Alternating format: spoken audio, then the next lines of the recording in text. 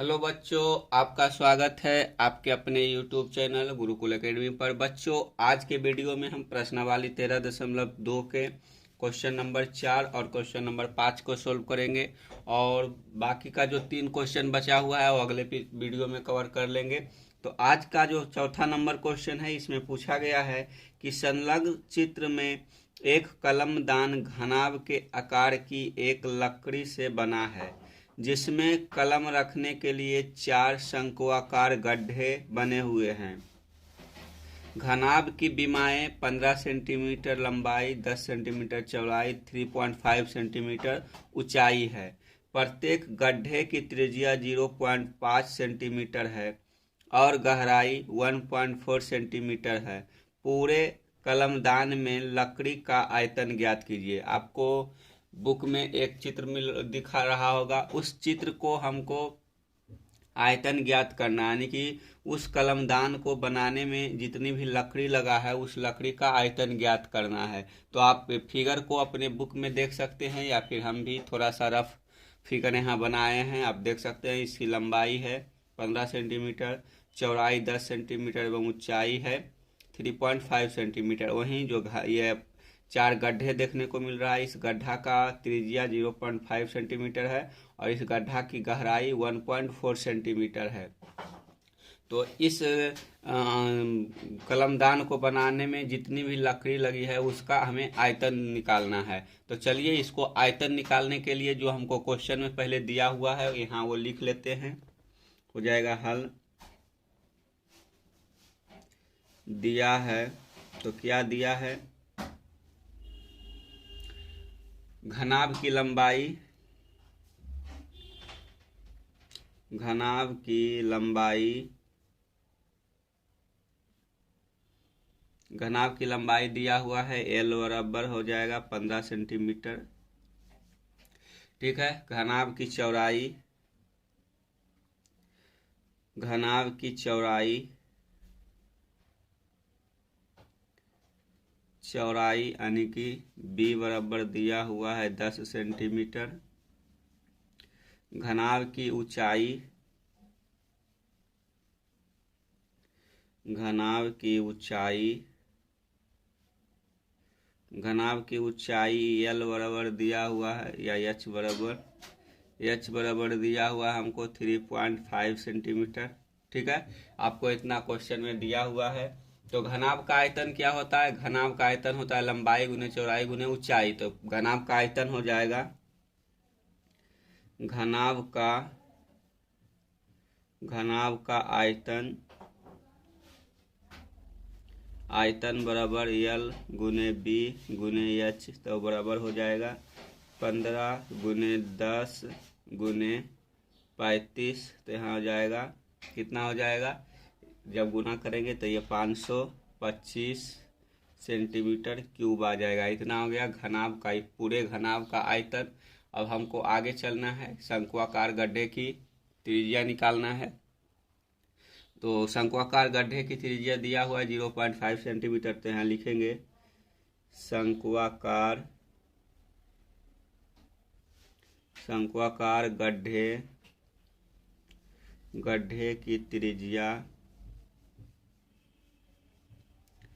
त्रिज्या बराबर 0.5 सेंटीमीटर दिया हुआ है। उसके साथ साथ आपको शंक्वाकार गड्ढे की गहराई भी दिया हुआ है। शंक्वाकार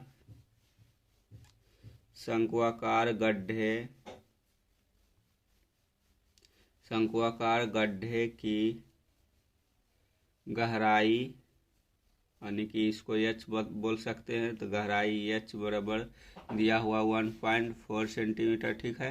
तो प्रत्येक गड्ढे का आयतन हो जाएगा, प्रत्येक शंक्वाकार गड्ढे की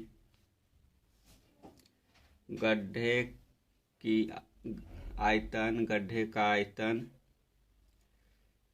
आयतन बराबर हो जाएगा, आयतन बराबर हो जाएगा 1/3 पाई r² एच। ये होता है क्या बोलता है, गड्ढे की, जो शंक्वाकार गड्ढा है उसका आयतन।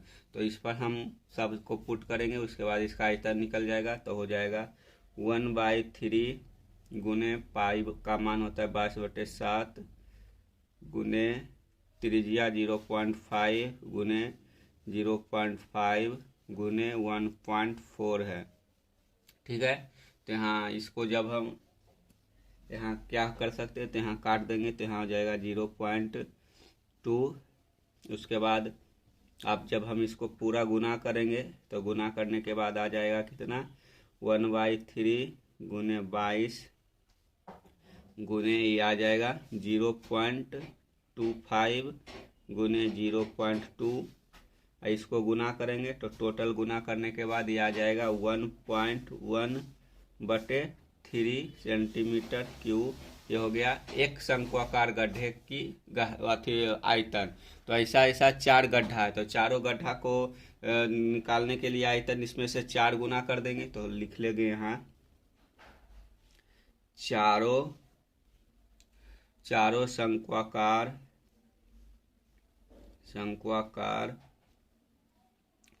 गड्ढे का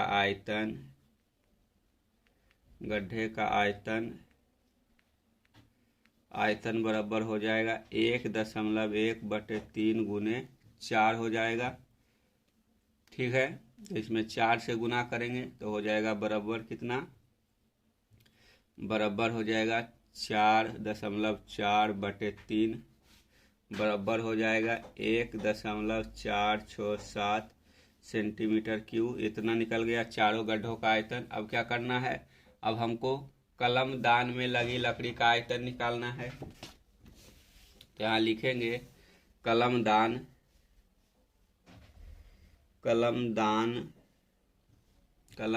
में लगी लकड़ी का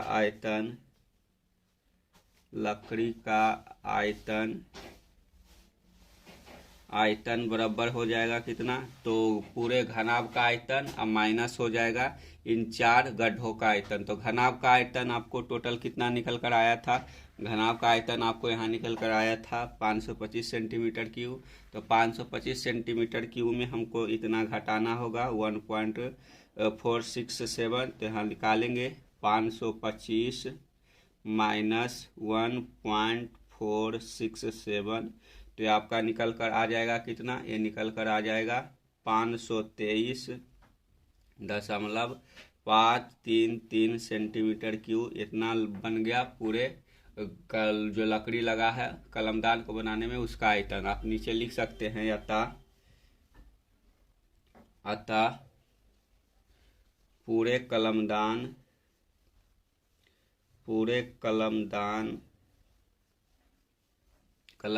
में लकड़ी का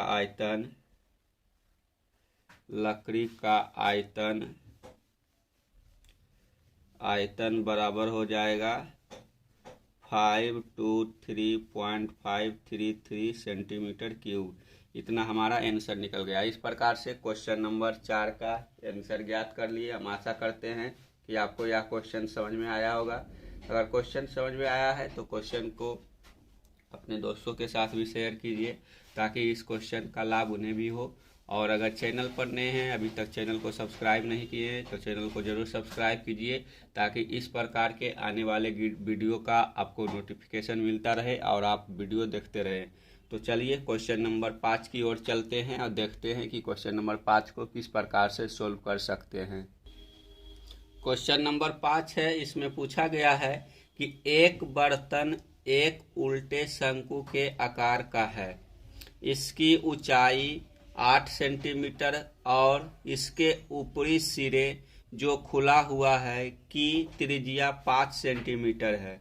यह ऊपर तक पानी से भरा है। जब इस बर्तन में शीशे की कुछ गोलियां डाली जाती है जिनमें प्रत्येक गोली का जो त्रिज्या है 0.5 सेंटीमीटर है, तो जो 0.5 सेंटीमीटर त्रिज्या वाला एक गोला है जिसको आप कांच कहते हैं, तो इस प्रकार का कांच है आपको क्वेश्चन में भी जो आकृति बुक में दिख रहा है उस आकृति से आप अनुमान लगा सकते हैं। तो डाली जो गोली है उसको डाली जाती है, तो इसमें से भरे हुए पानी का 1/4 भाग निकल जाता है। बर्तन में डाली गई शीशे की गोलियों की संख्या ज्ञात कीजिए।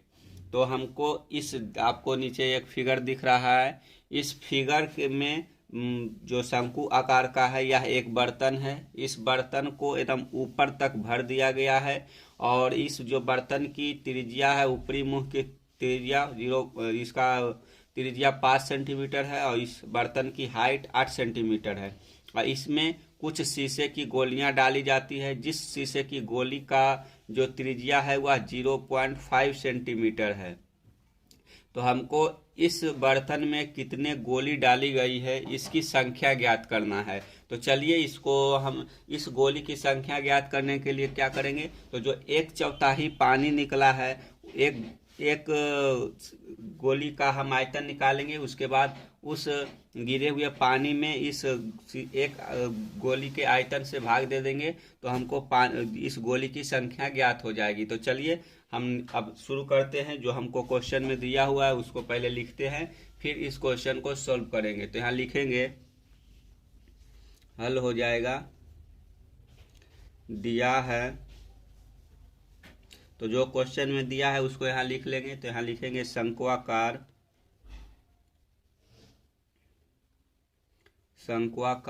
बर्तन की त्रिज्या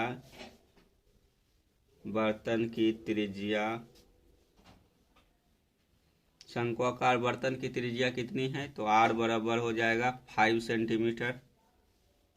ठीक है, और बर्तन की ऊंचाई कितनी है, तो यहाँ लिख सकते हैं शंक्वाकार बर्तन की ऊंचाई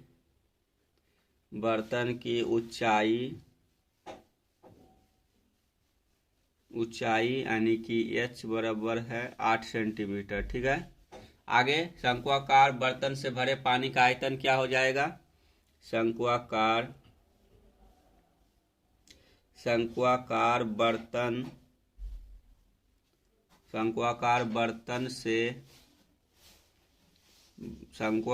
बर्तन में, यहाँ में हो जाएगा, में भरे पानी का आयतन बराबर हो जाएगा,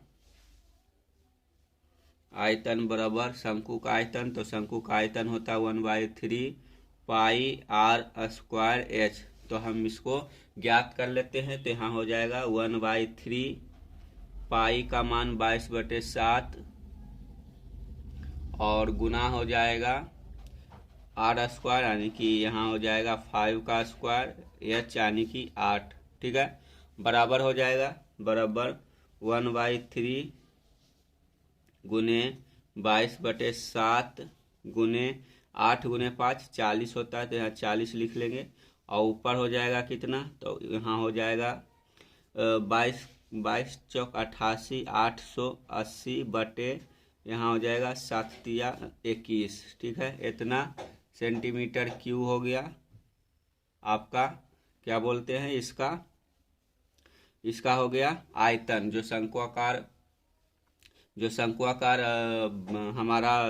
शंक्वाकार जो बर्तन है इसका आयतन निकल गया इतना। अब इस आयतन को हम ज्ञात करने के लिए जो किए हैं वहाँ यहाँ लिख दिए हैं। अब इसको आगे हम सॉल्व करेंगे। तो चलिए सॉल्व कर लेते हैं। ये निकल गया हमारा जो बर्तन है उसका पूरे का आयतन, यानी कि पूरे पानी जो भरा हुआ था इस बर्तन में, उस पूरे पानी का आयतन इतना निकल गया। अब 1/4 जो पानी है वह नीचे गिर जाता है गोली डालने से, तो इसमें हम 1/4 से भाग करेंगे। तो 1/4 से भाग करने पर जो पानी बचेगा उसको हम बाल्टी में रहने देंगे। तो चलिए इसको बचा हुआ यानी कि 1/4 यहाँ लिखेंगे। शीशे की गोली डालने से शीशे की गोली डालने से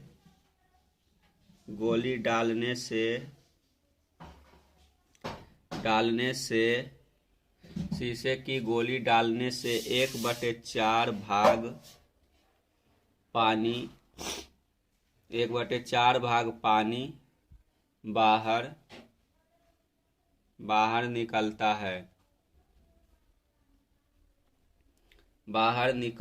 है, ठीक है। तो शीशे की गोली द्वारा विस्थापित अथवा बाहर निकले पानी का आयतन क्या हो जाएगा? तो आयतन बराबर हो जाएगा 1/4 गुने शंक्वाकार बर्तन में भरे पानी का आयतन हो जाएगा। तो शंक्वाकार भरे बर्तन में आयतन कितना है? 880/21 हो जाएगा और यहाँ 4 हो जाएगा, ठीक है। तो इसको 4 से जब भाग लगाएंगे तो भाग लगाने पर क्या हो जाएगा? तो ये हो जाएगा 440/21 हो जाएगा, ठीक है। इसको आप दिख रहा होगा आपको, सॉरी। तो आप यहाँ पर लिख सकते हैं शीशे की गोली डालने से 1/4 भाग पानी बाहर आ जाता है। तो जो शीशे की गोली डालने से जो विस्थापित पानी बाहर निकलता है उसका आयतन कितना है? 1/4 है।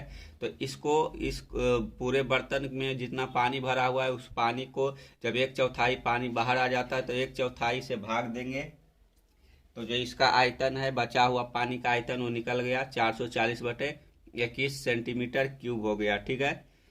अब आगे शीशे की एक गोली का आयतन निकालेंगे। इसको ऊपर कर लेते हैं, उसके बाद निकालेंगे।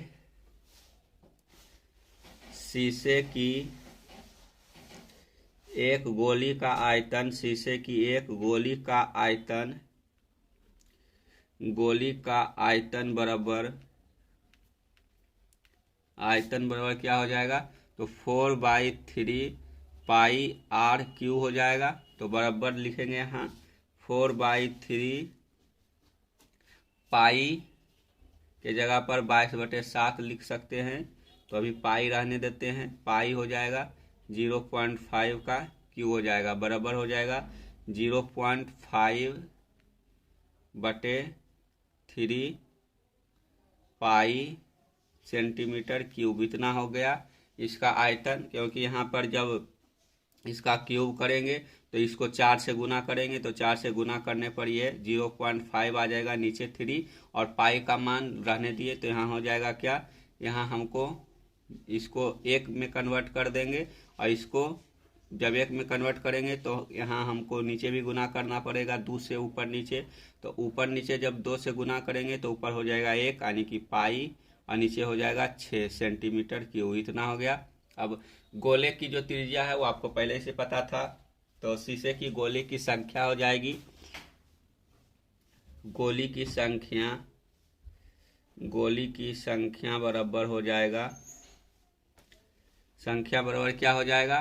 तो ऊपर जो जितना पानी विस्थापित हुआ था उसका आयतन हो जाएगा और बटे नीचे में जो गोली का आयतन आया है वो हो जाएगा। तो नीचे ऊपर लिखेंगे 440/21 और नीचे हो जाएगा पाई/6। तो यहाँ हम पहले उस पाई को मतलब कि कन्वर्ट कर दिए थे, तो उस पाई को हम अगर यहाँ पर कन्वर्ट नहीं करते तो पाई कट जाता। तो चलिए इस 440 के स्थान पर हम पाई को फिर से ला सकते हैं। तो पाई को जब लाएंगे तो क्या हो जाएगा? तो 50/3 हो जाएगा और यहाँ पाई हो जाएगा और बटा हो जाएगा पाई/6, ठीक है। तो जब ये पाई कट जाएगा तो यहाँ क्या हो जाएगा? यहाँ यह पाई आपस में कट गया, ठीक है। तो यहाँ बच गया कितना? तो बराबर हो जाएगा आपका 100 हो जाएगा, ठीक है। आपने तो इस प्रकार से भी कर सकते हैं, यहाँ जैसे देख सकते हैं यहाँ हो जाएगा 50/3 पाई हो गया, ठीक है। पाई ऊपर हो जाएगा और गुने हो जाएगा क्या? तो गुना हो जाएगा 6/पाई, ठीक है। तिर्यक गुना इस प्रकार से कर सकते हैं। और ये पाई कट गया और यहाँ 3 से 6 कट गया 2 बार में, 50 दूना 100 हो गया। तो यहाँ 100 सेंटीमीटर आ गया। तो ये हो गया। अतः यहाँ से लिखेंगे अतः बर्तन में डाली गई गोलियों